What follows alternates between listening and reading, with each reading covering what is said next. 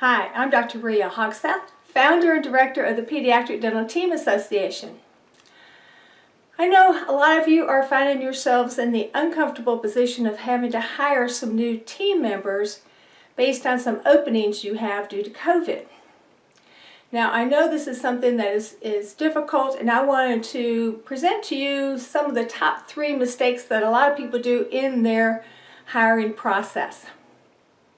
Who's to blame when the person that you hired turns out to be not a good fit once they start working? Well, I blame the hiring process itself. So one of the things you want to do, definitely to improve that process, is to have a good job description. Make sure it's current and up to date. You want to make sure that it has any prerequisites that you want as far as experience or license requirements. You want to know what the characteristics are of the person that you want to be in that position. What are the soft skills that they need to have in order to really be able to perform well at that position? Then you also want to be starting to look for some good diversity on your team. You don't want to hire everybody that is exactly like you or is exactly like all your other team members. You might be looking at some differences in age, in experience, in backgrounds, in gender, in race, whatever, just to spread out your diversity to bring in different ways of looking at things that will strengthen your team. Another error that a lot of people do is desperation hiring. That's when you're trying to fill the position very quickly. You're going on your gut instinct when you first meet somebody. You want to unburden the employees that you have that are working harder because you are short a team member. Part of that process is because you are having difficulty getting through that hiring process.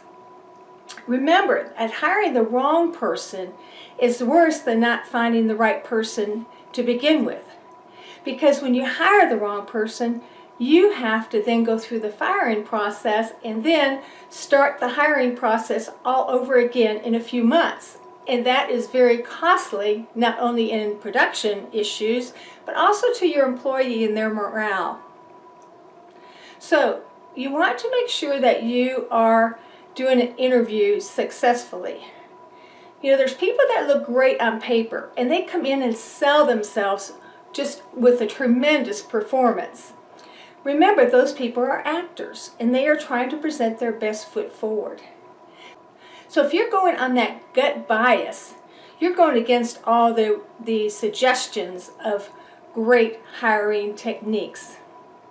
One of those is confirmation bias or performance bias, which means you're going completely on your gut instinct. You like the way they looked, you like the way they handled themselves, they gave you all the right answers, they look great on paper. A lot of times these are going to be people, if you hire them just based on that, it's going to be a mistake. You want to make sure that you are actually trying to find ways that will disprove what your initial reaction was. Because if you can't find anything that sways you off of that first gut feeling about this person, then they might be the good fit for you. Another error can be in superficial interviewing. Now this could be just because of the questions that you're asking have yes or no answers.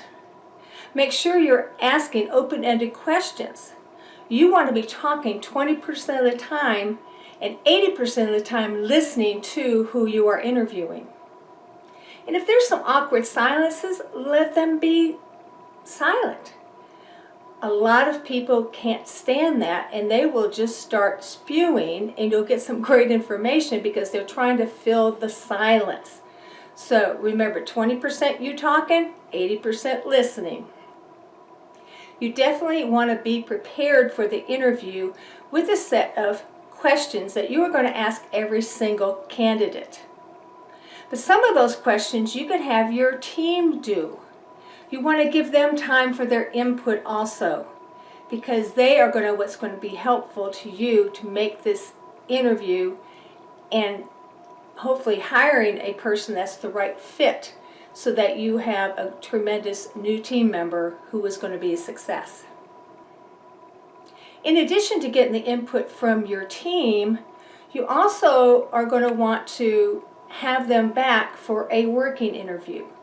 So you're going to start off your interview process with lots of resumes, do some telephone screenings, and get that down to maybe only 5 candidates that you want to bring in for a face-to-face interview.